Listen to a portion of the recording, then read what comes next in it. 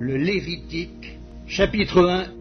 L'Éternel appela Moïse. De la tente d'assignation, il lui parla et dit: Parle aux enfants d'Israël, et dis-leur: Lorsque quelqu'un d'entre vous fera une offrande à l'Éternel, il offrira du bétail, du gros ou du menu bétail.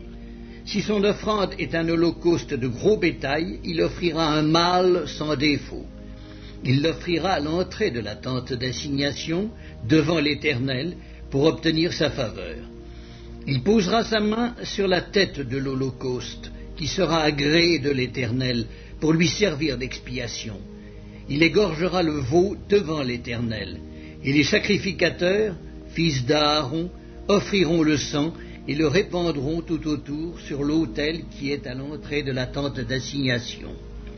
Il dépouillera l'holocauste et le coupera par morceaux.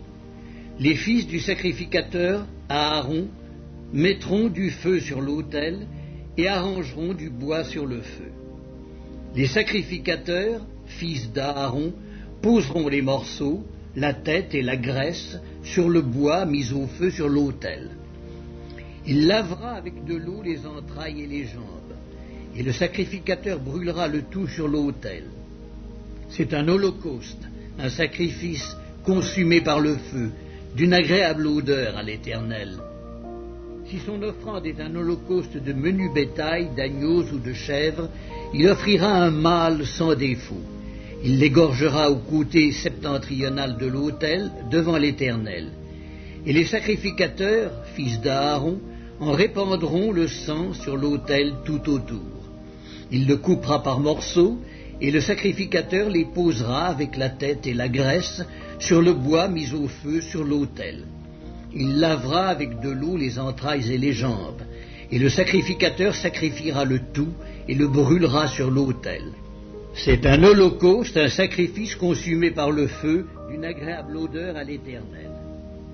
Si son offrande à l'Éternel est un holocauste d'oiseaux, il offrira des tourterelles ou de jeunes pigeons. Le sacrificateur sacrifiera l'oiseau sur l'autel, il lui ouvrira la tête avec l'ongle et la brûlera sur l'autel. Et il exprimera le sang contre un côté de l'autel, il ôtera le jabot avec ses plumes et le jettera près de l'autel, vers l'orient, dans le lieu où l'on met les cendres. Il déchirera les ailes sans les détacher, et le sacrificateur brûlera l'oiseau sur l'autel et sur le bois mis au feu. C'est un holocauste, un sacrifice consumé par le feu, d'une agréable odeur à l'Éternel.